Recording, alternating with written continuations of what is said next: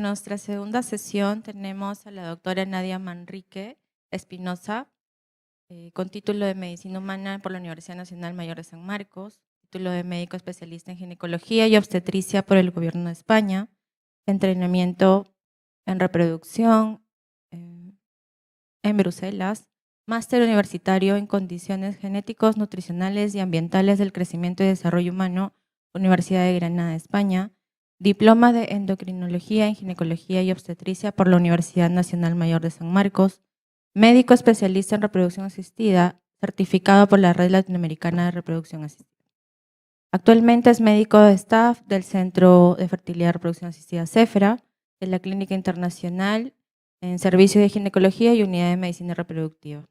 Miembro de múltiples sociedades como la Sociedad Peruana de Obstetricia y Ginecología, Sociedad Española de Ginecología y Obstetricia, Sociedad Peruana de Endoscopia Ginecológica, miembro de la Asociación Peruana de Endometriosis, miembro del ESRE, y es fellow del American College of Obstetricians and Gynecological. Doy pase a Nadia. Buenos días, bienvenidos después del coffee break. Vamos a empezar con la sesión 2 de la mañana, que es la maduración in vitro como tratamiento seguro de reproducción asistida. Contamos con un panel muy bueno de expositores. La presidenta de la mesa es la doctora Ana Talavera, pero también la tenemos como expositora de una de las charlas. La primera charla es sobre selección de pacientes para IBM y capa-IBM. La va a dar nuestro invitado que viene de Vietnam. Bienvenido, welcome, Perú, doctor Ho. El doctor Lee Long Ho es ginecólogo especialista en fertilidad. Se unió al sistema IVF-MD desde 2016 y ha tratado a miles de parejas infértiles. El doctor Ho es autor y coautor de informes científicos especializados en reproducción asistida a nivel nacional e internacional y es presentador de numerosos congresos especializados en reproducción asistida también a nivel nacional e internacional. Actualmente, el doctor Ho es el jefe de la unidad de apoyo reproductivo de My Duc Phu Nguyen en Vietnam. Doctor Ho, bienvenido. Le escuchamos.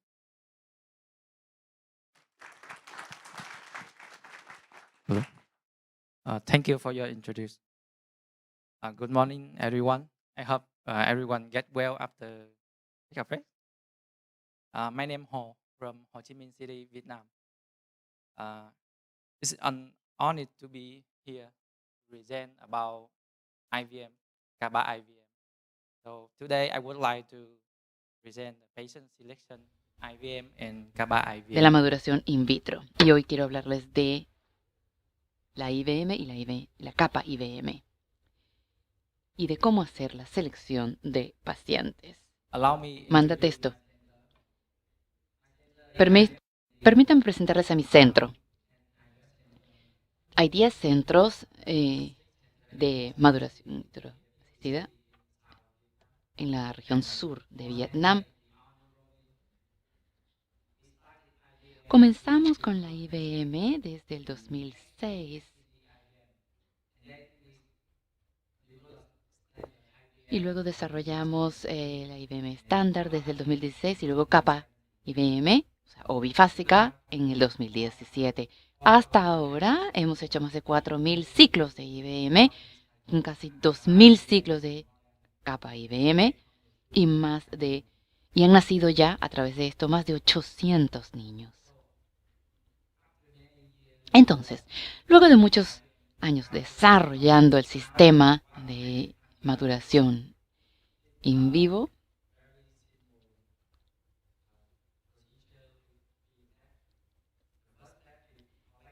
hemos definido estos pasos. El primer paso es la recolección de COCs sin o con una mínima estimulación ovárica.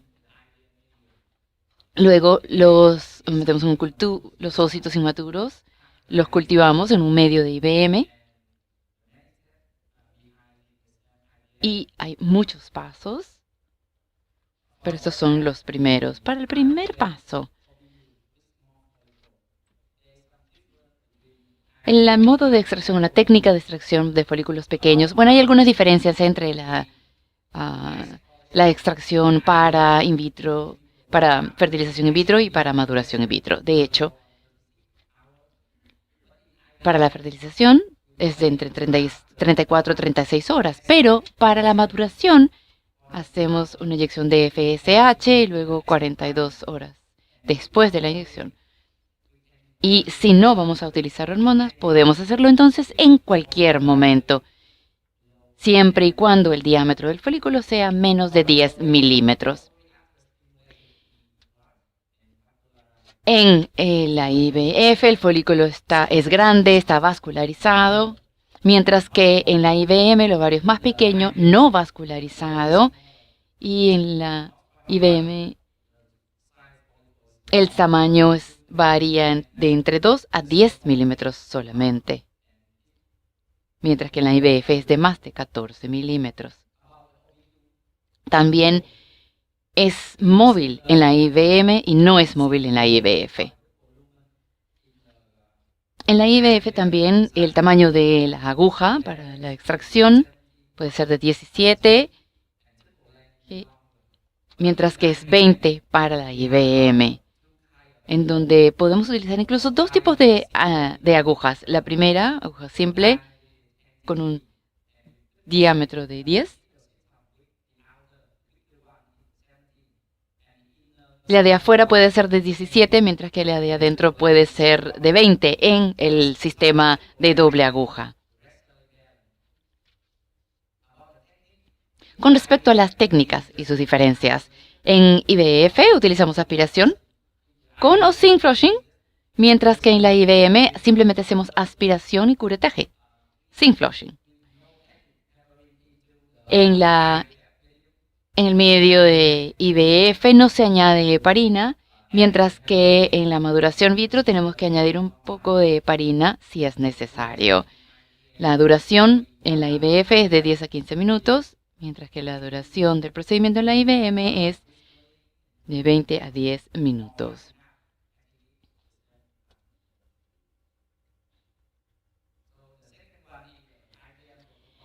Entonces, tenemos el protocolo de IVM. Tenemos, por supuesto, el protocolo estandarizado de IVM desarrollado en 1991.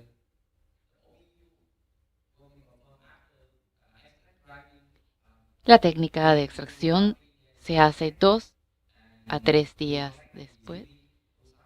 Recolectamos esto y lo cultivamos. Eso es un solo paso.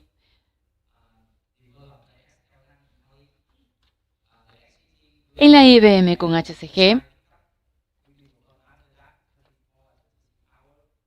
se inyecta la HCl 3 días después, la gonadotropina coriónica humana, y luego de la recolección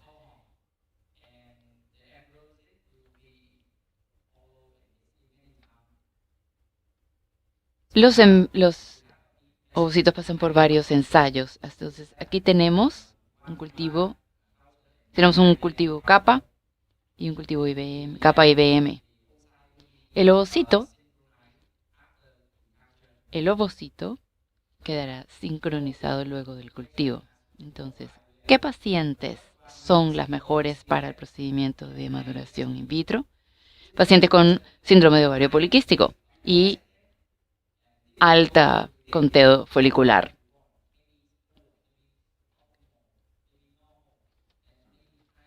O con gran riesgo de síndrome de hiperestimulación ovárica. Estos pacientes de capa tienen alto riesgo de tromboembolismo pulmonar.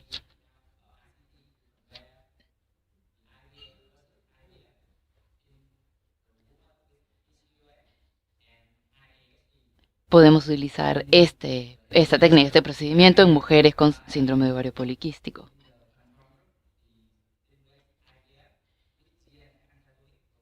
Podemos estimularlo con agonistas. Se congelaría el embrión después de esto y sería la transferencia del embrión de 3 días.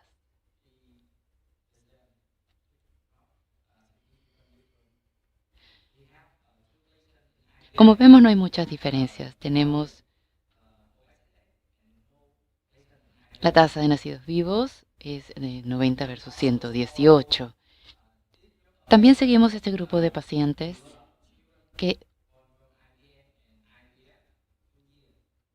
a quienes le nacieron niños de IBM en comparación con IVF. Al seguimiento de 2 años,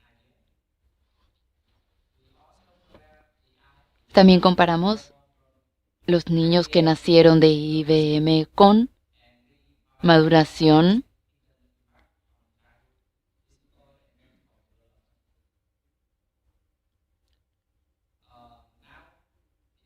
ahora. Tenemos los lineamientos basados en evidencias que salieron en el 2023, donde tenemos IBM pudieran ser considerados como una alternativa a los ciclos de FIB con estimulación. Hay algunas notas para quienes comienzan con esta técnica respecto a las pacientes obesas. Hay movimiento abdominal, hubo hipo durante la sedación, la ubicación de los ovarios, si es fácil realmente acceder a ellos o no. Son cosas que tenemos que considerar. La segunda indicación es el síndrome del ovario resistente a la gonadotropina. Es un tipo muy raro de hipogonadismo. No hay respuesta a la estimulación con FSH a pesar de tener una reserva ovárica normal. Sin IBM, la única opción sería donación. Hay muchos con respecto a logros con IBM activo en el síndrome de resistencia a la gonadotropina. Tenemos una publicación con estos resultados. Un paciente con alto nivel de arresto con HFC normal. La segunda era con polimorfismo, una mutación relacionada con la hormona. En la primera parte recolectamos varios ovocitos y en varios cultivos y logramos 2 embriones más adelante. En la segunda recolectamos 30 ovocitos, 5 embriones y logramos 5 embriones. Entonces ahora tenemos 2 embarazos. La primera indicación son mujeres con preservación de la fertilidad debido a cáncer. Aquí tenemos un marco de tiempo relativamente corto, porque, bueno, sobre todo en los casos en que no se puede esperar para recibir la quimioterapia. Quizás una exposición acelerada a mucho estradiol pueda incluso acelerar su enfermedad. Hay publicaciones de cuando se hizo IBM que comenzó en fase luteica o folicular. Tenemos el número aquí de extracción, las tasas de maduración, la tasa de fertilización. Como pueden ver, es más o menos la misma entre la fase folicular y la fase luteica. Entonces, podemos comenzar la IBM de manera aleatoria. Estas son las 2 técnicas para recolectar los ovocitos de una paciente con reserva para fertilidad y la otra es la primera es a través de aspiración transvaginal y la otra la hemos recolectado del tejido ovárico. Aquí están las publicaciones. Cultivos de IBM. Hemos cultivado el tejido ovárico, el primero. Extendimos la IBM con una tasa de vida de nacidos vivos de 43% en las pacientes tratadas, mientras que la tasa de maduración de capa IBM fue de 56%, que es bueno. Esta es nuestra experiencia con capa IBM a través de aspiración. Pueden ver que los pacientes, las distintas enfermedades, sarcoma uterino, cáncer gástrico, cáncer ovárico. Pueden ver el número de complejos cúmulos ovocitos recolectados porque ellas pueden llegar en cualquier momento. Entonces, según en qué momento llegan ellas, pues habrá relación con un mayor o menor número de cúmulos recolectados, ¿no? Pero la madurez de los ovocitos después de la capa es buena y se pudo hacer la transferencia de embriones después. Y esta es nuestra experiencia en general en todos estos años. Recolectamos el ovario quirúrgicamente y recolectamos los ovocitos en la fase en la que están y luego cortamos los ovarios en varias láminas y lo colocamos en un medio. Entonces, hemos ido aprendiendo caso por caso, en realidad. Como pueden ver en el número de cúmulos, caso por caso, ven que va aumentando y la tasa de maduración es bastante aceptable. También trabajamos con la Sociedad Internacional de Preservación de la Fertilidad. Tuvimos un póster en dicho congreso. Ahora, los lineamientos de ESRE para la preservación de la fertilidad femenina. Ellos recomiendan que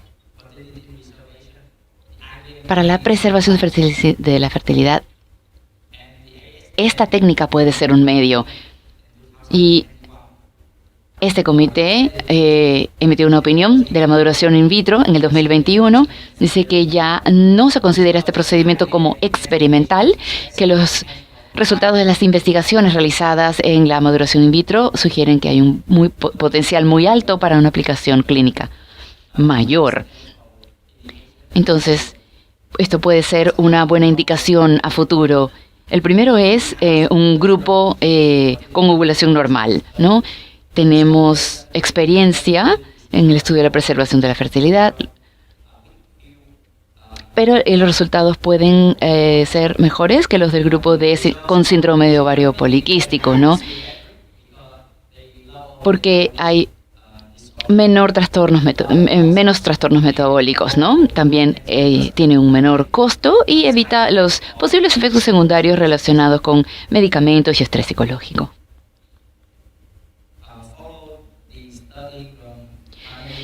Después del estudio de Fadini y colaboradores, con AFC más de 5, con una masa de más de 30, índice de masa más de 30 y una FSH de más de 10. Este es nuestro caso. Nuestro caso es una mujer de 38 años, segunda infertilidad, recibió IVF, intento de IVF de 7 ciclos y tuvo 3 bebés. Ella quería tener más bebés, pero no recibió ninguna inyección. La AMH, cuando lo estudiamos, era 1.93, la AFC 11. El análisis de semen resultó normal y se realizó la IVM. Recolectamos un número de ovocitos inmaduros, 10 en total, 5 ovocitos madurados luego de la IVM. Fertilizamos los 5 y obtuvimos en el día 3, 4. En el día 5 obtuvimos 3 embriones, 1 grado 2, 2 grado 3. Entonces, recolectamos los ovocitos y luego de todo, esta paciente trabajó con un embriólogo. El segundo grupo de pacientes es aquellos cuya respuesta no es la mejor. Tienen una respuesta subóptima o deficiente. Entonces, lo que hacemos es inyectar más FSH. El costo sube un poco, pero hay menos se recuperan menos ovocitos, se generan menos embriones. Esta es nuestra aspiración, por ejemplo, nuestra experiencia. Mujer, 33 años, 4 años de infertilidad, ciclo menstrual normal, análisis de semen normal, un ciclo fallido, primera IVF, con 9 ovocitos, 4 embriones de día 3, y no funcionó la FET.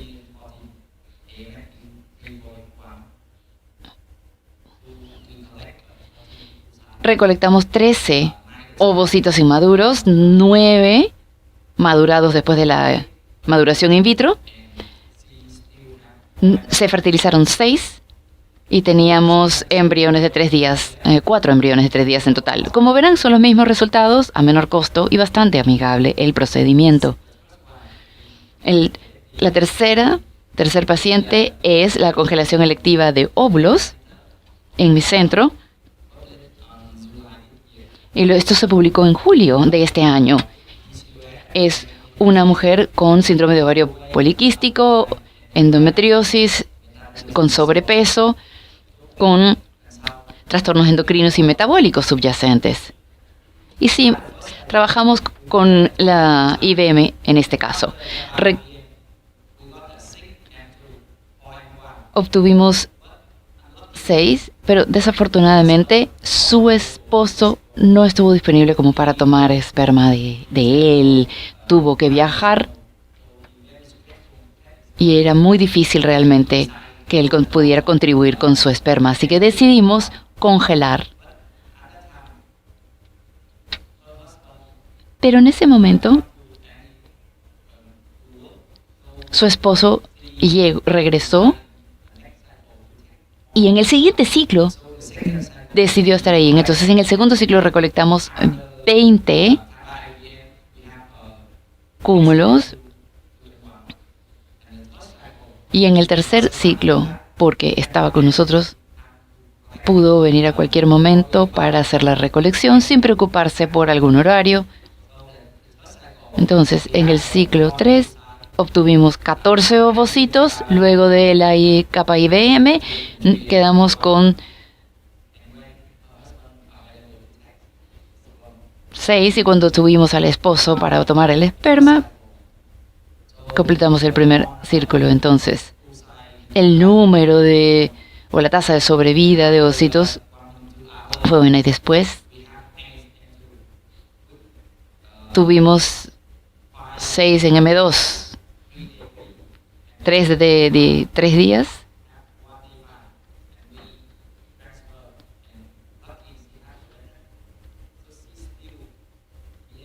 Entonces,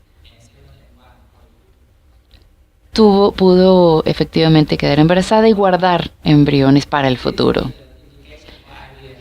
En resumen, las indicaciones para la maduración in vitro. Un paciente con alto riesgo de síndrome de hiperestimulación ovárica o de ovario poliquístico,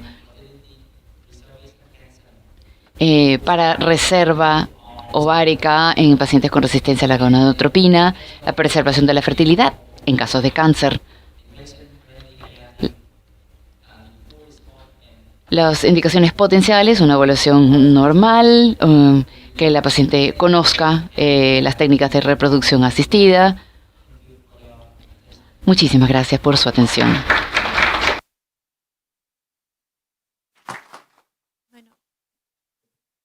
Muchas gracias, Dr. Ho. Thank you very much, Dr. Ho. Excellent presentation. Do you have any questions for him in the room or maybe in the virtual arena? Sin timidez, chicos, pregunten. Without being shy, ask away. Tengo una pregunta, Dr. Ho. I have a question actually, Dr. Who. Me parece bastante interesante I todas think las aplicaciones que that podemos all tener con este applications tipo and de indications we may have with this type of in ya que vitro los maturation resultados are very son interesting bastante buenos, because the no solamente result para las pacientes de ovario poliquístico, como inicialmente se decía que era el uso para la maduración in vitro. ¿Existe algún límite de edad en el cual sea recomendable ya no ofrecerle este tratamiento a las pacientes? Porque normalmente pues todos sabemos que el ovocito va teniendo cada vez peores resultados, los ovocitos que podemos obtener, si bien la paciente puede ser con un número alto de una hormona timuleriana o un conteo folicular alto, la calidad de ese ovocito ya va a estar comprometida por el mismo tema de la edad. ¿Existe algún límite de edad en el cual ya nosotros ya no podríamos plantearle a nuestra paciente poder usar una maduración in vitro o no?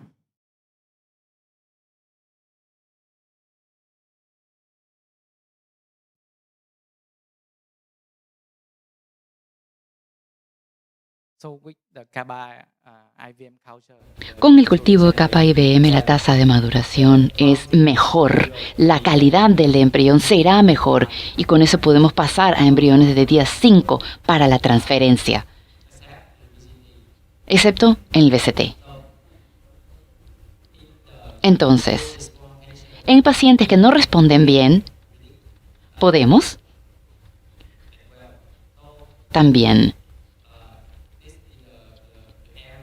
Entonces, con respecto al área de cómo seleccionar el paciente, es la primera vez que vienen. Pero es la primera vez nosotros podemos darle una elección a la paciente. Quizás tratamos de darle una dosis para la segunda IVM o quizás intentar alguna medicación. O podemos seleccionar la IVM, porque así no van a recibir ninguna hormona, se ahorran ese costo para cualquier medicación que puedan necesitar para trabajar o por alguna otra cosa, porque a veces los pacientes cuando vienen de otros países tienen que pagar incluso por viajar hasta allá. Entonces podemos seleccionar la IVM en estos casos también. Muchas gracias. La combinación de tratamientos siempre va a Thank ser you very beneficiosa much. para nuestras So the pacientes de acuerdo a la combination of treatment is always Hay una going to be good pregunta for ahí our donde tengo patients por according favor. to response. We have another question.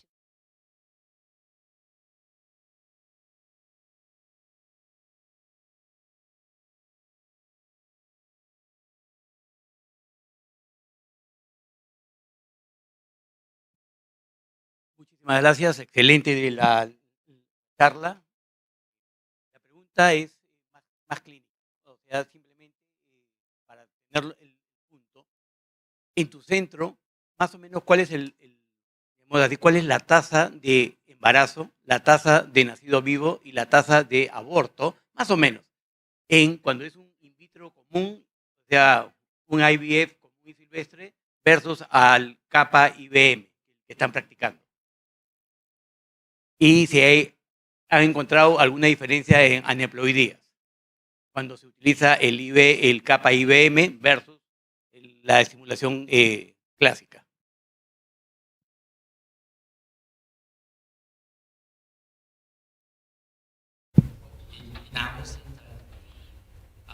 En nuestro centro, la tasa de nacidos vivos es la misma entre IVF e IVM, pero debido al número de embriones que tenemos en IVM, entonces la tasa de nacimientos vivos acumulados quizás sea menor en el grupo de IVM, pero en la primera transferencia es igual, la tasa es igual, la tasa de nacidos vivos es igual. Aneuploidía. An aneuploid.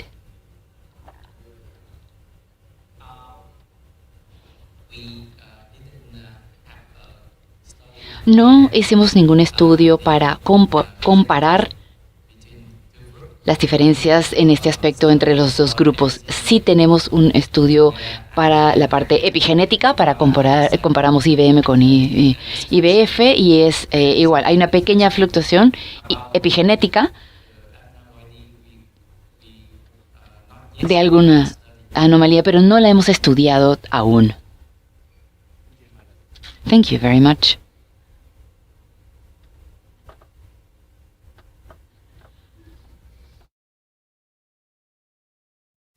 Allí atrás creo que han levantado la mano.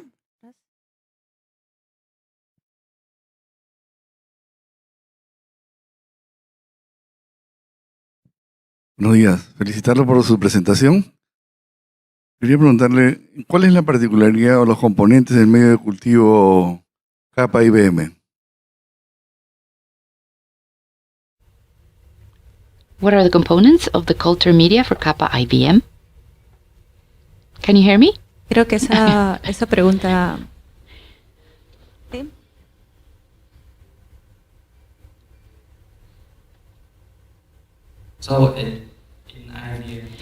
Entonces, en Kappa IBM tenemos dos tipos de cultivos. El cultivo Kappa y el cultivo de IBM, el cultivo de maduración. En Kappa tenemos NB para mantener la conexión entre el ovocito y el cúmulo que lo rodea, ¿no? Complejo cúmulo ovocito. Y pueden ver el informe del doctor Johan, ahí está, bien claro. Y el segundo medio para la maduración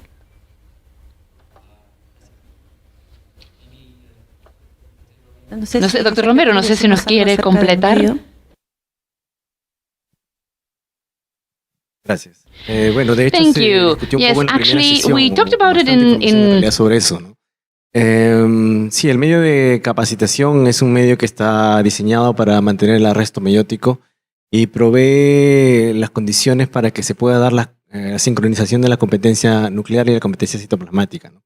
Entre ellos tiene, bueno, el CNP, tiene estradiol, tiene insulina, y la segunda fase, que es la fase de maduración, tiene el mismo medio base, pero adicionalmente tiene FSH y anfirreulina, que es lo que mencionó el doctor. Y esas dos fases, con esas composiciones, es lo que hacen que mejoren los resultados. Muchas gracias, Sergio. ¿Alguna otra pregunta del público actual? Si no, para continuar con esta sesión. A ver, Anita.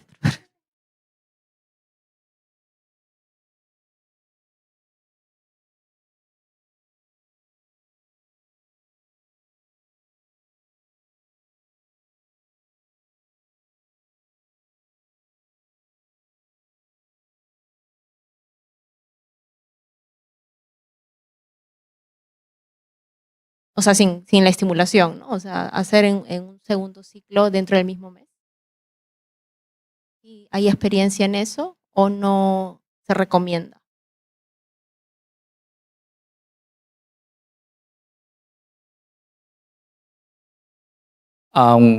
We have follow up some patients. IBM y hemos encontrado que luego de una semana el número de folículos aumenta a la mitad al segundo día del ciclo menstrual y luego de 2 semanas el número de folículos será igual que el aumento del segundo día, pero tratamos de recolectar nuevamente el número de complejos. Entonces, recomendamos esto después de la primera IVF. Tienes que darle al paciente estos cúmulos y para poder recolectarlos en el centro.